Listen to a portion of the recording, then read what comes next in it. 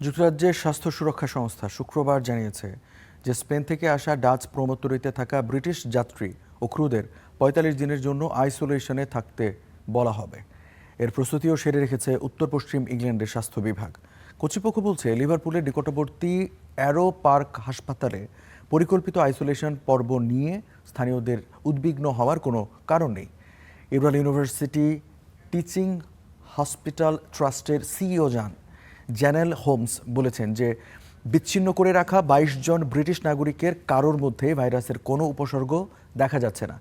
প্রাথমিক পরীক্ষার পর কয়েকজনকে বাড়িতে স্ব-বিচ্ছিন্নতায় পাঠানো হবে।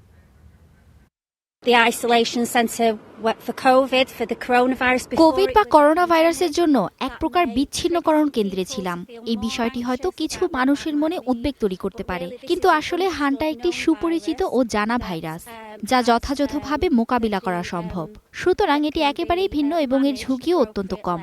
এর জন্য অন্তত ঘনিষ্ঠ সম্পর্কে আসতে হয়। এটি কোভিড বা ফ্লু অথবা ওই ধরনের ভাইরাসগুলোর মতো নয়। আমাদের বিশেষজ্ঞ দল উইরাল ইউনিভার্সিটি টিচিং হসপিটাল ভবনের নিচতলায় অবস্থান করছে। সুতরাং স্বাভাবিকভাবেই যখন তাদের স্থানান্তর করা হবে, তারা ইউকে হেলথ সিকিউরিটি এজেন্সির সাথে আসবে। আর তাই ভবনে আমাদের আরও কর্মী রয়েছে। তারা পৌঁছানোর পর তাদের ক্রমাগত মূল্যায়ন করা হবে এবং স্ক্রিনিং করা হবে। পর্যবেক্ষণের দৃষ্টিকোণ থেকে আমরা অবশ্যই প্রত্যেক ব্যক্তির খোঁজ খবর নেব। তারা সবাই ফোন ব্যবহারের সুবিধা সহ স্বয়ংসম্পূর্ণ ফ্ল্যাটে থাকবেন।